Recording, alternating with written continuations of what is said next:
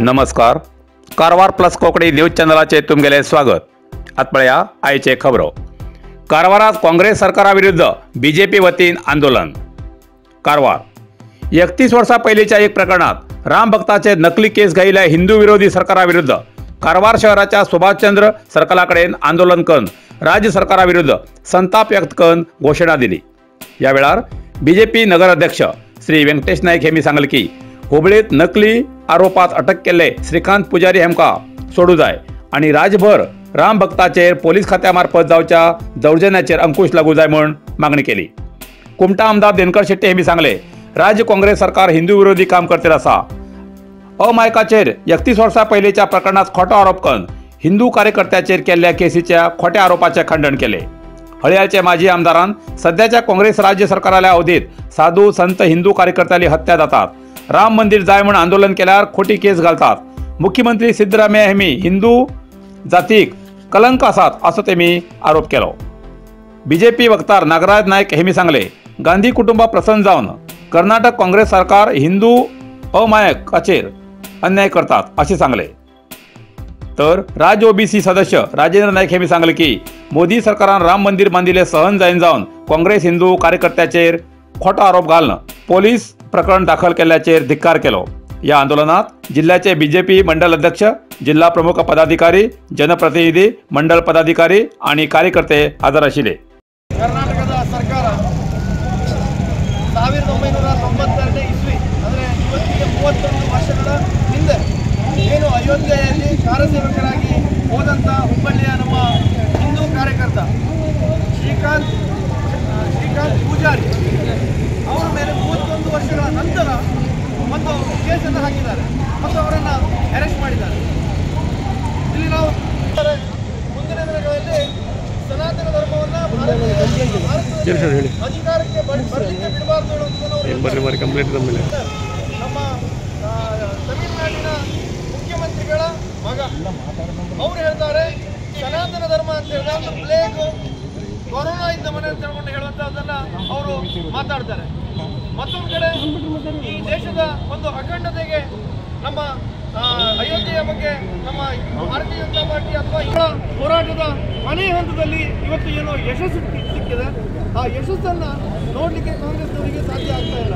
ಹಾಗಾಗಿ ಇವತ್ತಿನ ದಿನ ಅವರು ಮತ್ತೊಮ್ಮೆ ಅಲ್ಪಸಂಖ್ಯಾತರ ಓಲೈಕೆಯ ಭಾಗವಾಗಿ ನಮ್ಮ ಹಿಂದೂ ಪರ ನಮ್ಮ ಕಾರ್ಯಕರ್ತ ಶ್ರೀಕಾಂತ್ ಪೂಜಾರಿಯವರನ್ನು ಬಂಧನ ಮಾಡಿದ್ದಾರೆ. ನಾವು ಭಾರತೀಯ ಜನತಾ ಪಾರ್ಟಿ ಕರ್ನಾಟಕ ಇರ್ಬೋದು ಅಥವಾ ವಿಶೇಷವಾಗಿ ಉತ್ತರ ಕನ್ನಡ ಜಿಲ್ಲೆಯಲ್ಲಿ ತಮ್ಮ ಸರ್ಕಾರಕ್ಕೆ ಒಂದು ಚೇತಾವಣೆ ಅಥವಾ ಒಂದು ಎಚ್ಚರಿಕೆಯನ್ನು ನೀಡ್ತೇವೆ. ತಕ್ಷಣದಲ್ಲಿ ಯಾರ್ಯಾರು ಕರಸೇವೆಯಲ್ಲಿ ತೊಡಗಿಸಿಕೊಂಡು ಅವರ ಮೇಲೆ ಕೇಸ್ ಇದೆಯೋ ಅದೆಲ್ಲವನ್ನು ಹಿಂಪಡೆಯಬೇಕು.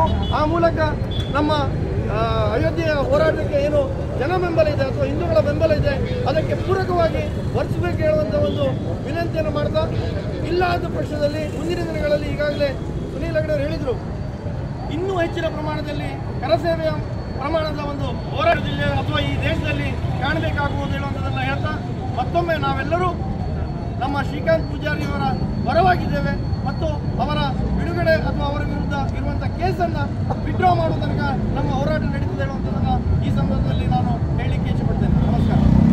ಕಾರ್ಯಕ್ರಮದಲ್ಲಿ ಭಾಗವಹಿಸಿದಂಥ ಭಾರತೀಯ ಜನತಾ ಪಾರ್ಟಿ ಉತ್ತರ ಕನ್ನಡ ಜಿಲ್ಲೆಯ ಅಧ್ಯಕ್ಷರಾದಂಥ ವೆಂಕಟೇಶ್ ನಾಗರಾಜ್ ನಾಯಕರವರೇ ಮತ್ತು ಹಾಗೂ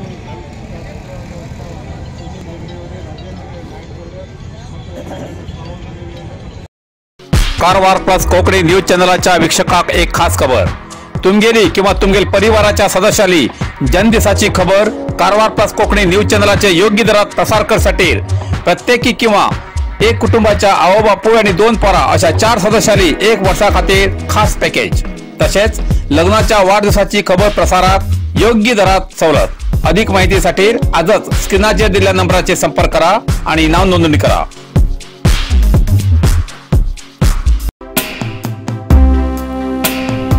चलच्या रेल्वे गाडीत प्रवासी युवतीक लैंगिक किरकोळ. तक्रारीची दखल घेऊन आरोपीक न्यायालयात दाखल. अंकोला रेल्वे गाडीत एक प्रवासी युवतीचेर लैंगिक किरकोळ दिल्ल्या आरोपाचेर एक व्यक्तीक अंकोला पोलिसांत ताब्यात घेईल घटना घडला। मंगळवार 3 जानेवारी 2024 पुणा एक्सप्रेस रेल्वे गाडी नंबर 11098 या रेल्वेत प्रवास करताना ही घटना घडली। महाराष्ट्राचा निवासी सुब्बाराव दत्तात्रय चव्हाण वय 47 वर्सां हो अटक केल्लो आरोपी। दक्षिण भारताच्या युवतीक या आरोपीन मादनगिरी रेल्वे स्टेशन पार जातानाच रेल्वेत लैंगिक किरकोळ दिल्ल्यान त्या युवतीन संबंधित रेल्वे अधिकाऱ्याकडे तक्रार दाखल केली।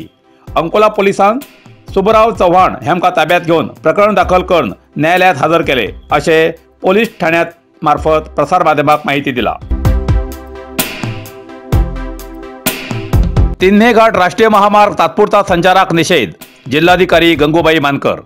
कारवार, जोयडा तालुक्याच्या रामनगर गोय राष्ट्रीय महामार्ग 4A जानेवारी 5 ते जानेवारी 25 तारीख पर्यंत वाहन संचाराक निषेध केला असो जिल्हाधिकारी गंगूबाई मानकर यांनी आदेश दिला। राष्ट्रीय महामार्गाच्या प्रदेशांतल्यान नैऋत्य रेल्वे वतीन तिन्हे घाट केसरलोक रेल्वे मार्ग विस्तीर्ण कामगारी जावच्या उद्देशान हो राष्ट्रीय महामार्ग तात्पुरतो संचाराक बंद दवरचो आदेश दिला।